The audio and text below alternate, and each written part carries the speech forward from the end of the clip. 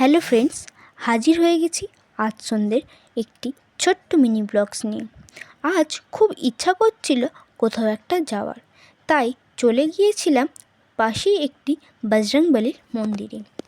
বজরংবলীর খুব বড় ভক্ত আমি, তাই তার কাছে গিয়ে একটু বসতে না বসতেই মনটা খুব শান্ত হয়ে গেছিলো, আর তার দর্শন পেয়ে মনটাও খুব ভালোও হয়ে গেছিলো। তার কোনো ফটো বা ভিডিও নেওয়া নিষেধ ছিল, তাই তার কোনো ফটো বা ভিডিও নিতে পারিনি, শুধু দর্শনটুকুই করেছি।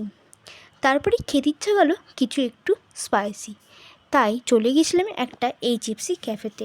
গিয়েই অর্ডার করে দিয়েছিলাম একটা চিকেন পপকর্ন, তারপরে দিয়েছিলাম চিকেন ক্লাসিক বার্গার, তার সাথে রয়েছে চিকেন স্ট্রিপস, সেটা নিয়েছিলাম 2 পিস। খেতে বেশ ভালোই ছিল।